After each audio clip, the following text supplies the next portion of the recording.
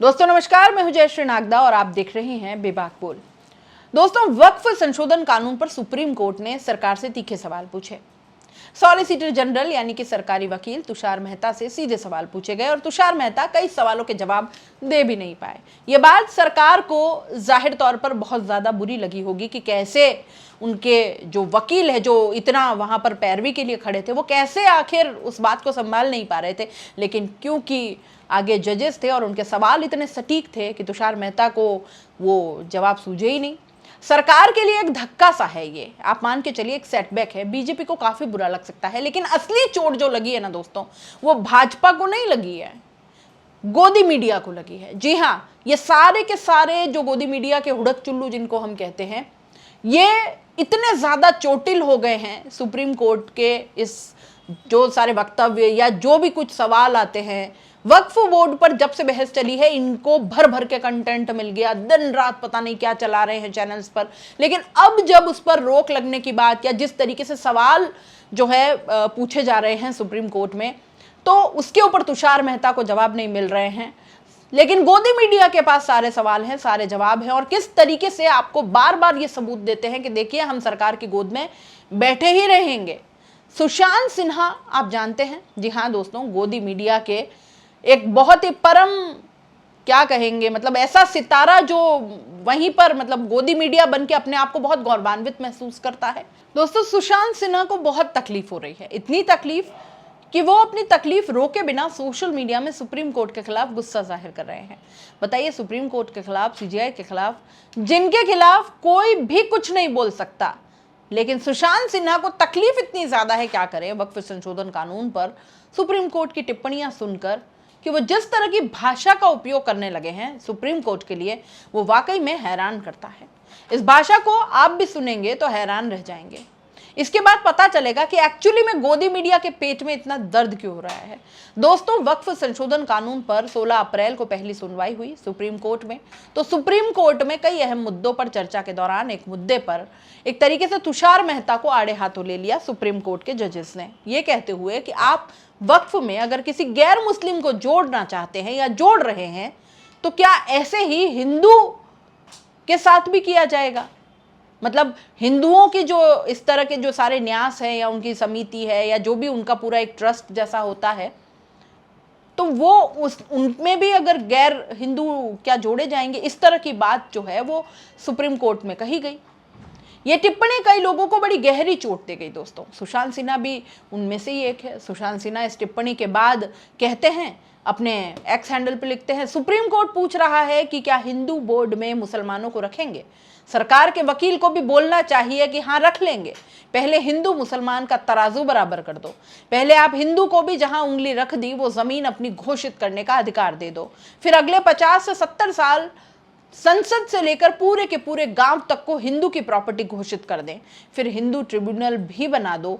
फिर आप जहां कहोगे वहां 20 सदस्यों में से 2 मुस्लिम या किसी भी गैर हिंदू को सदस्य रख लेंगे।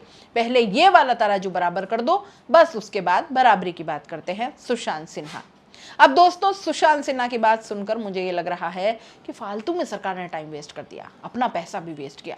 तुषार मेहता कितने बड़े वकील हैं, मतलब देश के एक हियरिंग के लिए भी वो खड़े होते हैं तो ठीक ठाक पैसे लेते हैं, ठीक ठाक फीस, और सरकार के हमेशा पक्ष वो लेते हैं, उनकी पैरवी कर रहे होते हैं। सुशांत सिन्हा को ही बेच देते इनकी जगह। सुशांत सिन्हा तो फोकट में काम कर देते। मतलब सुशांत सिन्हा जो बात कह रहे हैं वो तुषार मेहता ने क्यों नहीं कही। आप सोचिए जरा, सुप्रीम कोर्ट के वकील हैं वो, तो जो बात यहां पर आप सोचिए, एक पत्रकार अपने आप को कहते हैं, सुशांत सिन्हा किस तरह की पत्रकारिता करते हैं वो अलग बात है, लेकिन यहां पर अगर वो पत्रकार बनकर भी सोचे तो उनको ये पता होना चाहिए कि क्या चीज बोल सकते हैं, क्या नहीं बोल सकते, क्या सही है, क्या गलत है। लेकिन अगर वो बोल रहे हैं, और ये बात अगर आप सोचिए वहां खड़े होकर सरकार की पैरवी करते हुए तुषार मेहता अगर ये बात नहीं कहते हैं, तो इसका साफ साफ मतलब ये है कि वो सही नहीं है। उन ग्राउंड्स पर नहीं बोली जा सकती है वो। गोदी मीडिया के दिल पर, मैं कह रही हूं बार बार, बड़ा गहरा असर हुआ है, सदमा लग गया है, क्योंकि वक्फ संशोधन कानून के जरिए गोदी मीडिया ने पिछले 6 महीने से, मतलब आप समझ लीजिए, लगातार एक एजेंडा चला रहा है। चला रखा है। पहली बार जब बिल लेकर सरकार आई तो दिन रात इस पर बहस हुई, उसके बाद जब ये बिल जेपीसी में भेजा गया तो फिर बहस हुई, उसके बाद जब दोबारा सरकार लेकर आई तो फिर बहस हुई, और अब जब सुप्रीम कोर्ट में ये केस चल रहा है मामला, तो भी बहस हो रही है। दोस्तों, कल कई न्यूज़ चैनल्स को अगर आप देखते या देख रहे होंगे तो जिस वक्त लाइव हियरिंग चल रही थी उस वक्त कुछ ऐसे दृश्य हो रहे थे जब हंसी भी आ जाएगी। न्यूज़ चैनल्स के रिपोर्टर्स को आप सुनेंगे या देखेंगे तो वो वहां पर इसीलिए भीड़ लगाकर खड़े थे कि वो वहां पर चिल्ला चिल्ला कर ये बता पाए कि देखिए सरकार के लिए कोई ये बड़ा झटका नहीं है, जबकि सबको पता है कि सुप्रीम कोर्ट ने जो टिप्पणियां की हैं उन टिप्पणियों के बाद तो chief justice of India Sanjeev Khanna कल ही अंतरिम रोक लगाने को तैयार थे। वो तो तुषार मेहता ने उनको रोक लिया और 17 अप्रैल दोपहर 2 बजे तक का वक्त दे दिया कोर्ट ने। बावजूद इसके भी ये लोग ऐसे कुतर्क जड़ रहे हैं, ऐसे कुतर्क की बातें कर रहे हैं, और इन कुतर्कों में इतना ही अगर दम होता, जैसा कि मैंने अभी थोड़ी देर पहले आपको समझाया कि अगर ये बात इतनी सही होती सुशांत सिन्हा की तो तुषार मेहता ने वहां पर क्यों नहीं बोली होती। सोचिए, वो तो इतने नामी वकील हैं और इतना ज्यादा नॉलेज भी वो लोग रखते हैं, कानून की किताबें पढ़ के जाते हैं भाई। ये बात आपके मन में भी तो सवाल ये आई होगी, तो इसका भी जवाब मैं दे देती हूं दोस्तों, क्योंकि तर्कों का जो सवाल होते हैं, तर्कशील जो सवाल होते हैं उनका जवाब भी तर्कों से ही दिया जाता है, और कोर्ट में तर्क ही चलते हैं, सबूत चलते हैं, सही सही बात चलती है। यूं नहीं कि कुछ भी कह दिया, कहानियां, किस्से और बड़ी बड़ी बातें, लफवाजी जिसको कहते हैं, तुकबंदी, ये कोर्ट में नहीं चला करती है। कोर्ट में चलते हैं तर्क। ये मामला सुप्रीम कोर्ट में उठा तो सुप्रीम कोर्ट ने पूछा सरकार से कि क्या सरकार हिंदू ट्रस्ट के बोर्ड में मुस्लिम या किसी अल्पसंख्यक को शामिल करने की इजाजत देगी। बेंच के दोनों जजेस ने भी तिरुमला तिरुपति बालाजी मंदिर का जिक्र करते हुए पूछा कि कितने हिंदू मंदिरों के बोर्ड में गैर हिंदू शामिल हैं। जस्टिस केवी विश्वनाथन ने भी यही कहा कि अभी तो एक ही उदाहरण याद आ रहा है, हिंदू धर्मांतर बंदोबस्ती अधिनियम है जिसका संचालन सिर्फ हिंदू समुदाय कर रहा है, और ये तो ऐसी बात नहीं है जो नई बात हम जान रहे हैं, सब जानते हैं। जितने भी हिंदू के बड़े बड़े मंदिर या उनके ट्रस्ट हैं उसमें कोई मुस्लिम नहीं होता, उसमें कोई ईसाई नहीं होता, तो फिर ये वक्फ संशोधन कानून में प्रावधान आखिर क्यों किया गया। दोस्तों, जब इस मामले को लेकर सुप्रीम कोर्ट के जज और सरकारी वकील के बीच ठीक ठाक बहस हो गई, और बहस भी नहीं, मैं तो कहूंगी सुप्रीम कोर्ट के जज ने सरकारी वकील को भयंकर तरीके से सबके सामने वहां पर लताड़ दिया, वो वाकया भी मैं आपके सामने रखती हूं। देखिए, इस खबर में लिखा है, एसडी मेहता ने इस पर कहा कि वो उदाहरण नहीं दे सकते, लेकिन मंदिर का वैधानिक परीक्षण एक कमेटी करती है जिसमें मुस्लिम हो भी सकते हैं और नहीं भी। उन्होंने बताया कि संशोधित कानून के अनुसार वक्फ बोर्ड के सदस्यों में सिर्फ 2 ही गैर मुस्लिम हो सकते हैं। ये कौन बोल रहे हैं? सरकारी वकील बोल रहे हैं सुप्रीम कोर्ट में। ठीक है, तो आगे बेंच को तर्क देते हुए सरकारी वकील कहते हैं, अगर इस लॉजिक से सोचे तो मौजूदा बेंच भी वक्फ कानून के मामले में सुनवाई कर सकती है। मतलब जो सरकारी वकील है तुषार मेहता, वो ये कह रहे हैं कि सुप्रीम कोर्ट से अगर ये तर्क सही है तो आप तीनों तो हिंदू हैं, बात भी सही है। दोस्तों, तीनों जो जजेस थे कल सुप्रीम कोर्ट में जो बहस कर रहे थे या सुन रहे थे, और आज भी जो बहस इस पूरे के पूरे मामले में चल रही है, वो जो बेंच है वो तीनों हिंदू जज हैं। जब ये बात तुषार मेहता ने कही तो सरकारी वकील ने कहा तपाक से कि सुप्रीम कोर्ट की तरफ से सीधा सीजेआई ने उनको टोक दिया। चीफ जस्टिस ऑफ इंडिया ने उनको टोकते हुए कहा कि नो सॉरी मिस्टर मेहता, जब हम सुनवाई के लिए बैठते हैं तो हम भूल जाते हैं कि हम किस धर्म से आते हैं।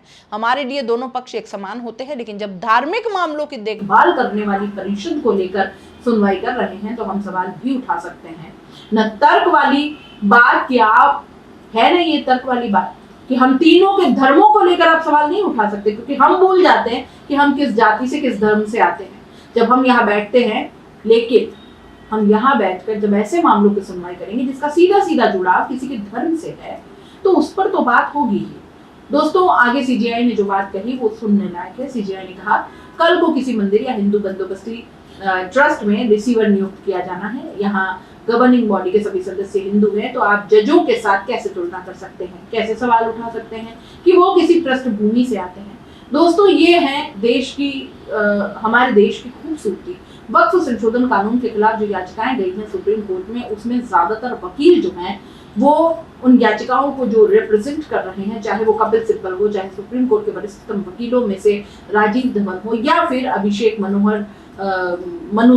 मनु सिंघवी हो, सब हिंदू हैं। और तो और उस बेंच में बैठे तीनों जज इंक्लूडिंग सीजेआई हिंदू है। इसके अलावा इस कानून का जब बिल था तो भी बड़े स्तर पर विपक्ष के जिन सांसदों ने विरोध किया, उसके खिलाफ वोट किया, ज्यादातर सब हिंदू हैं, मोस्टली हिंदू है। लेकिन उसके बावजूद अपनी धार्मिक पहचान बुलाकर एक नागरिक के तौर पर भाई राजनेताओं के अपने हित हो सकते हैं, लेकिन सीजेआई के कोई हित नहीं है ना। सीजेआई तो अपना काम कर रहे हैं, सुप्रीम कोर्ट में तो जजेस अपना काम कर रहे हैं, लेकिन आप देखिए कितने करीने से सुप्रीम कोर्ट ने तर्कों के आधार पर जिस मामले में सवाल पूछा सरकारी वकील से, जिसका जवाब सरकारी वकील कोर्ट में नहीं दे पाए, उनको सोशल मीडिया में पॉपुलर किया जा रहा है। उसको सोशल मीडिया में लिखकर एक तरीके से सीधा सीधा सुप्रीम कोर्ट पर उंगली उठाई जा रही है, या यूं कह सकते हैं कि उन पर दबाव बनाने की कोशिश की जा रही है।